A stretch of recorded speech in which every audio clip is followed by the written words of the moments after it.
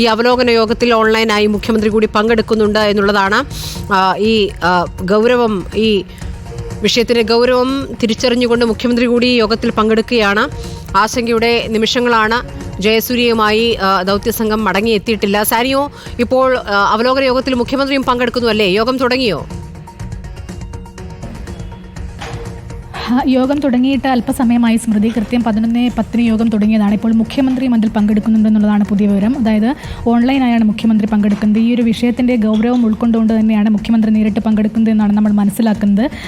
അതായത് ഒരാൾക്ക് പരിക്കേൽക്കുന്നു, കടുവ ദൗത്യത്തിനിടെ വനംവകുപ്പ് ഉദ്യോഗസ്ഥന് തന്നെ പരിക്കേൽക്കുന്നു, കടുവയ്ക്ക് വെടിയേറ്റതായി സൂചനയുണ്ട് തുടങ്ങിയ കാര്യങ്ങളൊക്കെയും പുറത്തു വരുന്നു. ആശങ്കയുടെ നിമിഷങ്ങളാണ് കടന്നു പോകുന്നത്. ആ സാഹചര്യത്തിൽ കൂടിയാവണം മുഖ്യമന്ത്രി തന്നെ ഈ യോഗത്തിൽ പങ്കെടുക്കാനുള്ളൊരു സാഹചര്യം ഉണ്ടാകുന്നത്. കടുവയെ വെടിവെച്ച് കൊല്ലുന്ന ഉത്തരവുമായി ബന്ധപ്പെട്ട് ചില വ്യക്തതകൾക്ക് കുറവുണ്ടായിരുന്നുവെന്ന് ഇന്നലെ തന്നെ ആ പ്രദേശവാസികൾ പറയുന്നുണ്ടായിരുന്നു.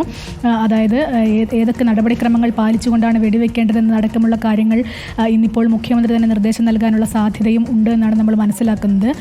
അതനുസരിച്ചായിരിക്കും അത്തരം കാര്യങ്ങളൊക്കെ നിലവിലുള്ളതുകൊണ്ടായിരിക്കും കടുവയെ വെടിവെച്ച് കൊല്ലണം, നരഭോജി കടുവയാണ് തുടങ്ങിയ കാര്യങ്ങളൊക്കെ ഉള്ളതുകൊണ്ടാണ് മുഖ്യമന്ത്രി തന്നെ പങ്കെടുക്കുന്നതെന്നാണ് നമ്മൾ മനസ്സിലാക്കുന്നത്. യോഗം പുരോഗമിക്കുകയാണ്. മുഖ്യമന്ത്രിയും അതുപോലെ മന്ത്രി AK ശശീന്ദ്രനും വനംവകുപ്പിലെ ഉന്നത ഉദ്യോഗസ്ഥരും മറ്റുള്ള ജീവനക്കാരുമൊക്കെയാണ് ഇപ്പോൾ യോഗത്തിൽ പങ്കെടുത്തുകൊണ്ടിരിക്കുന്നത്. ജില്ലാ കളക്ടർ അടക്കമുള്ള ആളുകളുണ്ട്. ഏതായാലും മുഖ്യമന്ത്രി പങ്കെടുക്കുന്നു എന്നുള്ള ഗൗരവതരമായ വാർത്ത തന്നെയാണ് ഇപ്പോൾ വരുന്നത്.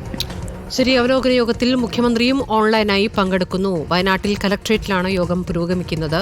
ഉന്നത ഉദ്യോഗസ്ഥർ, അതോടൊപ്പം വനം മന്ത്രി ഇപ്പോൾ ഓൺലൈനായി മുഖ്യമന്ത്രിയും പങ്കെടുക്കുന്നു.